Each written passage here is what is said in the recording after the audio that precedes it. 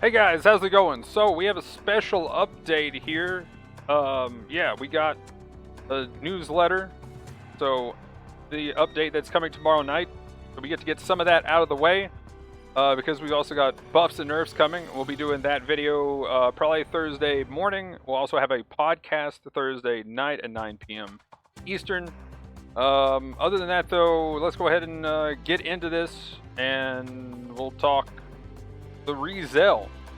So, I know some people have been waiting for this and mentioning it, so here is definitely Unicorn is on its way. Definitely calling for the anniversary event to be the Unicorn coming out. I mean, yeah, it makes sense, lines up, checks out, but this is definitely kind of pushing us more in that way. So let's go ahead and watch this here. There we go, here's its launch, so there's the back or front. Wait, something like that. Wait, was that the back? Yeah, that is the back. Okay, cool. I was like, what? A cool little launch animation. Bit different this time. And yeah, it's really kind of like a Methys plus a Zeta, or maybe that's what the Z2 was, and I'm just now noticing it because yeah. Anyway, I've been saying Methys plus Zeta, but then I just realized, like right before I clicked on this, that it does say Z2 here, was developed as a simplification of the Z2 design. So I am curious to actually look at the Z2 again to see if it looked more like a Methys plus a Zeta. But anyway, you have a beam rifle here, which looks kind of cool. That stuns as a instant stun. That'll be nice. Did they actually show that hitting anybody? Let's go right back to it. It does have a flying mode, which looks like it stuns in 2 hits. Curious what those grenades do. So, okay, that's just the main beam rifle. That's, of course, the lance. And 2 hits looks like it stuns there. Or maybe that was one. Couldn't tell if that was a full charge either. Let's see, is that full charge when it does this? Okay, yeah, there's no reticle on it or anything. So, maybe that's just a natural burst. Either way, that looks very powerful for flying. We'll have to wait and see if that's a full charge, and if anybody gets it, we'll be able to talk about it tomorrow night. Other than that, though, as far as what it looks like and what I'm kind of hoping for, if there is, I can't remember if the Z2 has a biosensor kind of thing going on, but if this has a biosensor, then hopefully at least it has double dodge roll when that activates. If not, I'm thinking it might need something close to a double dodge roll outright if it doesn't have any other extra skills like maneuver armor or something like that. Transforming is nice. Curious to see what skills it has to help out with its thrusters, and if you can fly a decent amount. This is 600 general, also, should mention that. But if this is a instant stun with the way it looked like it shot, that would be cool. So then you would have 2 essentially, plus you would have the grenade. If that ends up being like a Rigazi Kai like hand launcher, because it only shot 2. I mean, it could just be filler damage like the Hyakushiki Kai, but if it's like a Rigazi Kai and it has the 2 hit, but it stuns in just 1 of those, we got a potential of 3 instant stuns. That is a big deal. Then I could see it having 1 dodge roll. Yeah, that could be really cool. Curious to see. Looks like it does have Vulcans of some sort. Some crazy, but that's what that looks like to me. So if that is added in on that, plus it's flying, it looks like we could get some pretty cool stuff going on with the ReZEL. If we have... Is that just 1 weapon? It could have 2 different things, or that's just an extra firing mode. We did have it launching here, so that is its transformed state. We can look at that real quick. Does it have 2 weapons? I think it does. Yeah, okay, so there's the top one and the bottom one. So, I don't know, we might have 2... Yeah, 2 different weapons. So hopefully they fire differently, and it's not just 1. That was a full charge, too. That kind of looks like a full charge as well.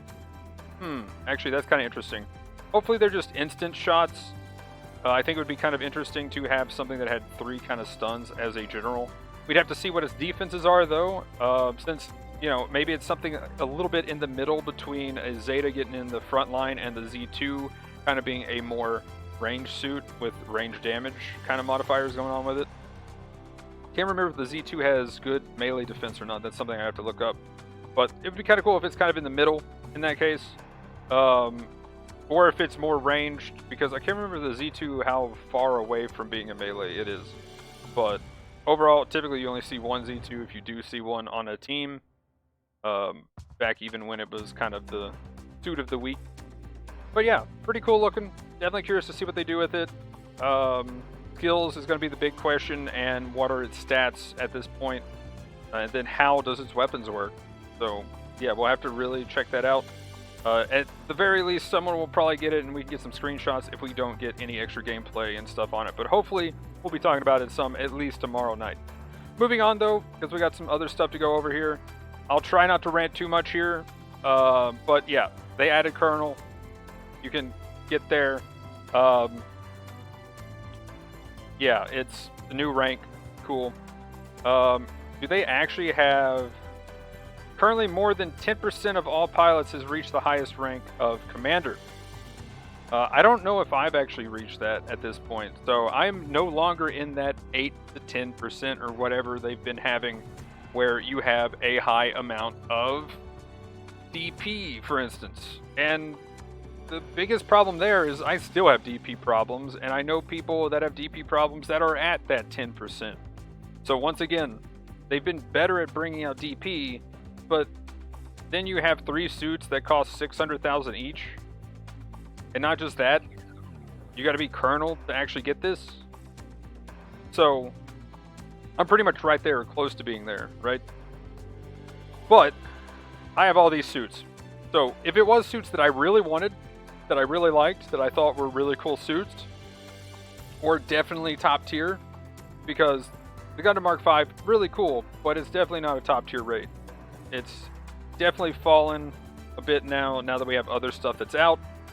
So, you know, raid-wise, kind of getting shafted here for raids. HML, definitely a top tier. I would still say probably top 3 supports, maybe top 5. But definitely there as a top tier support. And the Toes Rider, I think, is great as well. Definitely top tier general suit. Overall, though, it doesn't matter if it is or not. People need more access to this. Like, these okay or even decent suits, no matter, you know, because I would say Mark V is an acceptable raid, but it's like not top tier unless they're giving it weapons. Maybe this is a sign that they're buffing it tomorrow night, which that would be cool. But even if they're not, anything that is decent or okay that, you know, people aren't going to necessarily dodge for should be accessible by most of the player base, right? Crunch this rank thing down. Make it so that people can buy suits at lower ranks or lower levels, however you want to say what rank is. Because, of course, when you say rank, most of the time people think rating. But this is leveling up your character, so that's what ranks are in this. If you're anybody that just so happens to be watching for the PC release and hasn't really checked this out. But that needs to be crunched so that newer players can get into the game a lot easier. And with the PC release being a thing, so that, you know, I don't know, it's going to be interesting.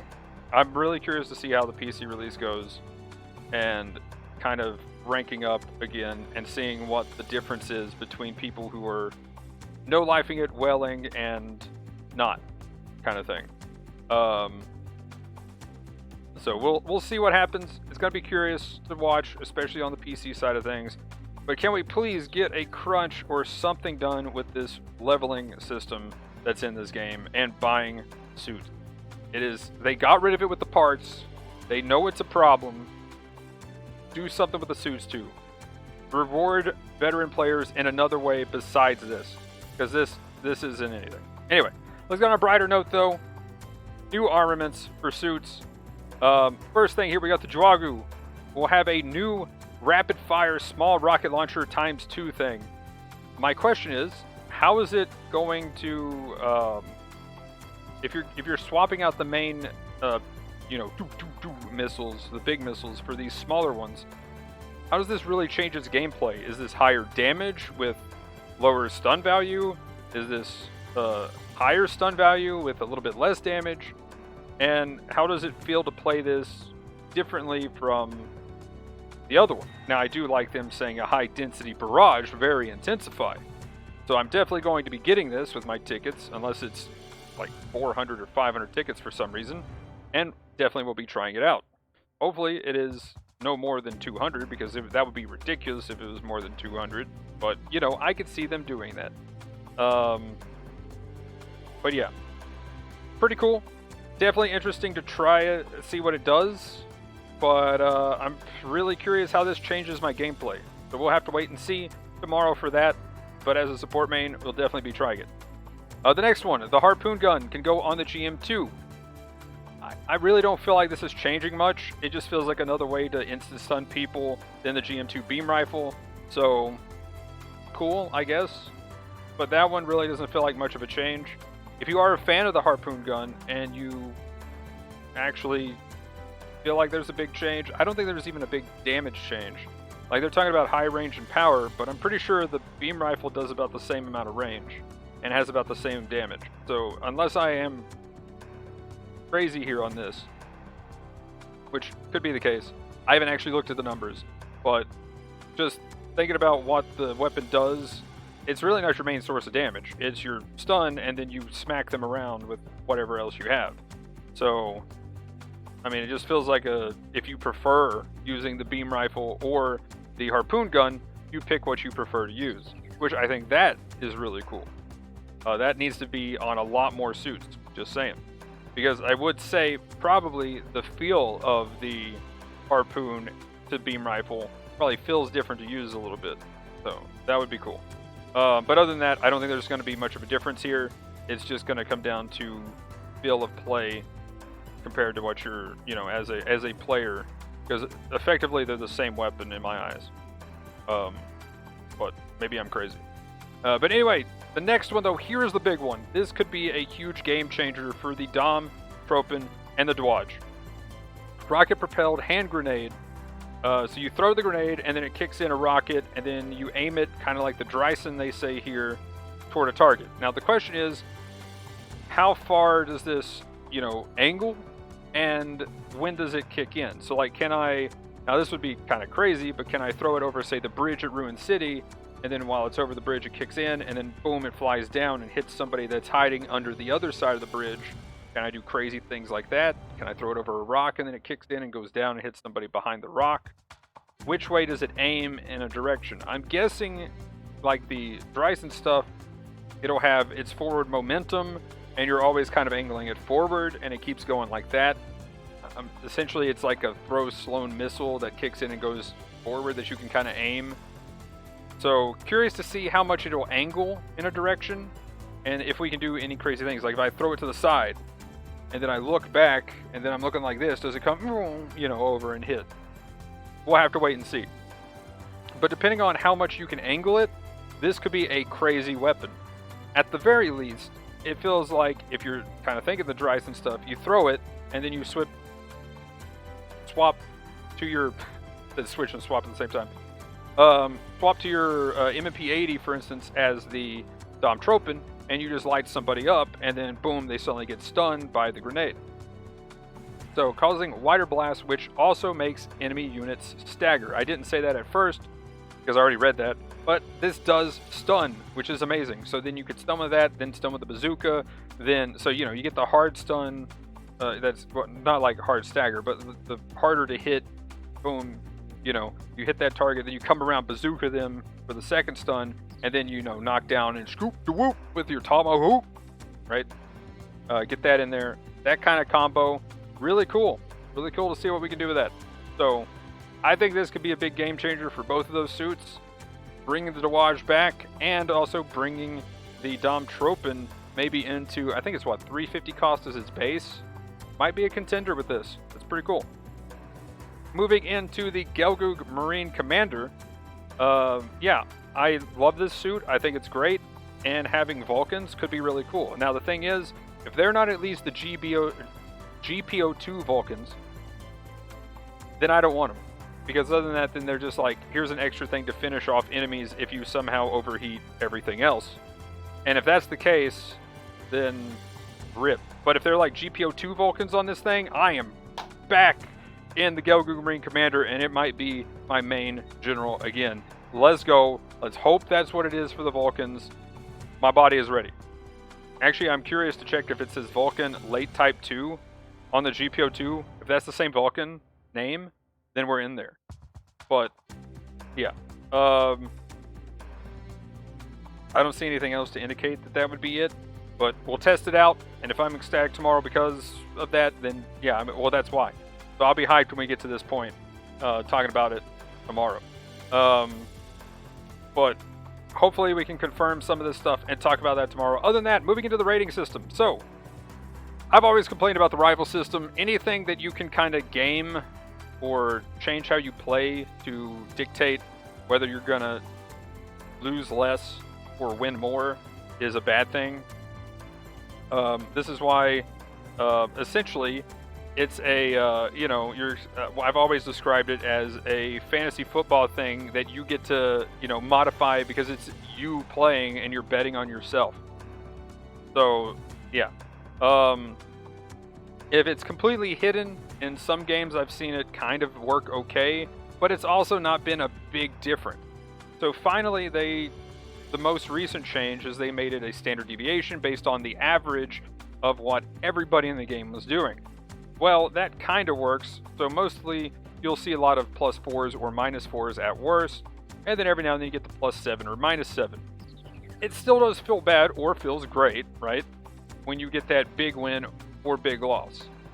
One of the most recent examples, while doing the A+ grind and whatnot, and then going to S-, is I won 5 games in A+, and in 2 games I had lost more than those 5 games. Now, given I was playing bad in those games, they weren't my best cost, I was kind of playing some suits I don't normally play, so, definitely my fault there for the losses, but it is an example of when it happens. And, if somebody's going full serious and, maybe they just are having a bad day, it is an example that does happen every now and then, and it does feel bad. Now, if you're having a good day, it feels great. But the problem is there's also both examples there where you can game it a little bit, right? So, pursuit assist. You get those pursuit assist. I mean, you can kind of game that a little bit. Just saying. Wait till your teammate's about to get hit, then save them. Boom, you got pursuit assist. That's an easy score that I've lost rival, wins to. And, yeah, that's a little weird. But the thing is, normally, unless you're losing badly and then you're doing the pursuit assist thing, it doesn't really get you that +7. So, kind of a bad example for the gaming it as much. But back in the day, when we first had the first ranked mode, you could play very aggressively and also knocking down your teammates so you could get the kill and get the highest damage and stuff.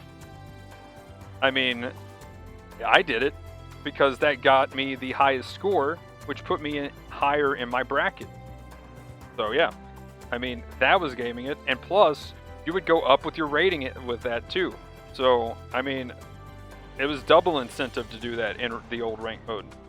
So yeah, kind of interesting to see that they're finally getting to the barely any benefit at all and really no negative, which is also very interesting. But now they're changing it again.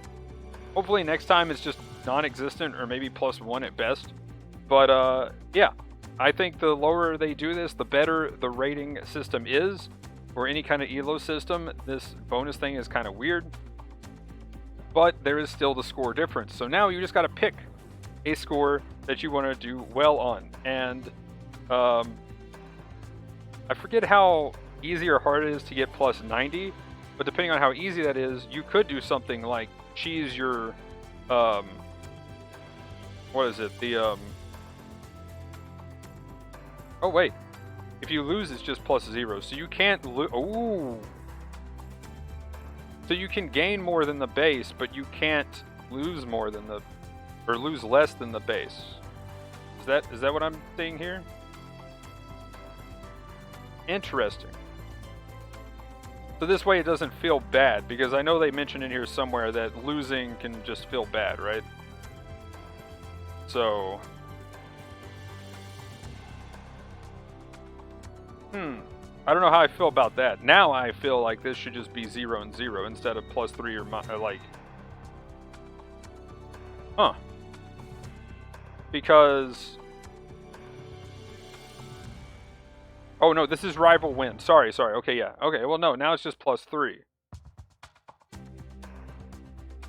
And then you can't lose anything. But you can gain either +3. Yeah, so you don't go -7. It's 0 to 3, but there is no -3. Okay. So it's 3 to 0. So 0, 2 plus 3. That's what it is. Based on your rival win or loss. Okay, that makes sense. But,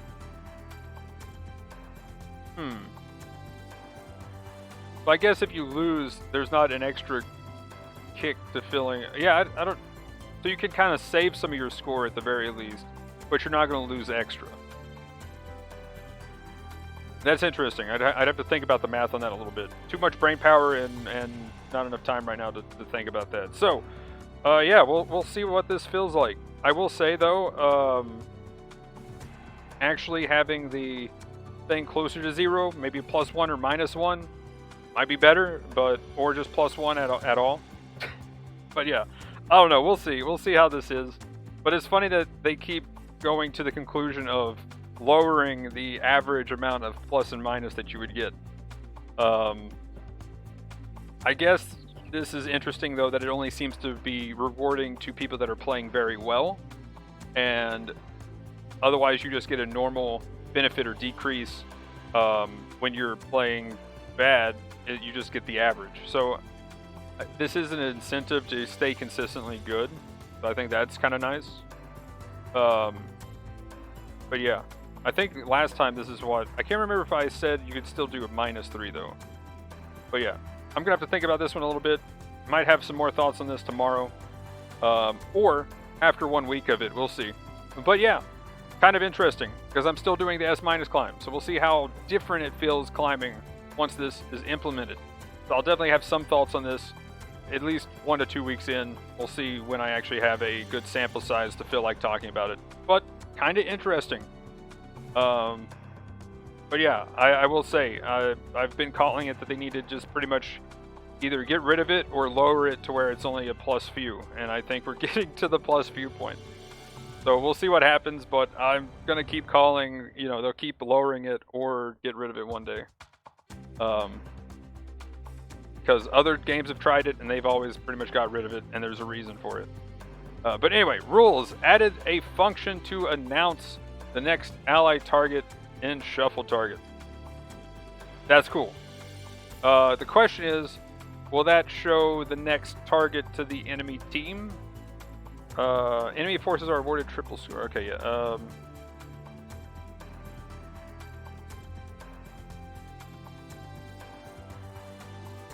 Oh, the next targets on the enemy side are not displayed. Okay, there we go. That answers that.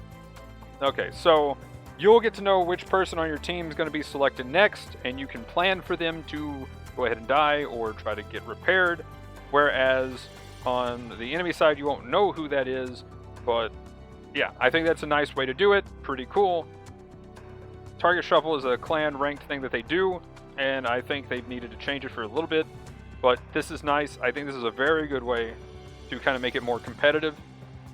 That way a team can prep for this. Yeah, I think that actually kind of brings it more into a better competitive line. I actually like that change, and I think that definitely makes it more so a good competitive thing like Ace Match, but also mixes up how Ace Match works. Moving on though, last but not least, looks like this week we are going to have the ×3 great success rate, and if you get a duplicate mobile suit, you get ×3 enhance value, which not as good as the double one that they did way back, but I guess it's just gone now. So I will say though, the ×3 great success rate, they did change to where you could do like multiple completions. So you know, you do 10 now in a row, and it 3 times chance for that great success, and then that means all 10 of those are great success. It's 2,000 points. Not bad, not bad. Now this event could be a whole lot cooler now that they implemented multiple, like, completions to do with your enhancement tickets. So, could be really cool. Definitely going to try this with a few suits and see how it feels to do that with the ×3 bonus. But yeah, guys, that's it though for this. Pretty hyped for this week's little extra bonus for Golden Week. ReZEL, what do you think of that? Are you hyped for any of the weapons coming tomorrow night? And what do you think of the rival system? Do you think it should just be a thing that is an extra little bit of XP and DP and that's it? Or do you, you know, disagree with me and think that it should be some kind of modified win or modified loss even, because they are getting rid of the negative part to it. So I do think this is a step in the right direction. I don't think it should modify much at all, if anything. So, you know, personally, I've said like maybe +1 and -1, and that's the only modified thing that ever happens. That way, after so many games, it does build up to something if you're doing consistently well, but it shouldn't really, you know, after 2 games be essentially a second win or a, you know, second loss, if you will. Or I should say a third win or a third loss. However, you get what I'm saying. But yeah, let me know in the comments down below anything and all thoughts about this upcoming update. And we'll be back tomorrow night or Thursday morning with another video talking about the buffs and nerfs and everything else that they did not put in this newsletter. But yeah, guys, usual stuff in the description below. Twitch, Twitter, Discord, stuff like that. Like, comment, subscribe, all that jazz. But anyway, guys, that'll be it for this one. Thanks for watching. Have a good one. Peace!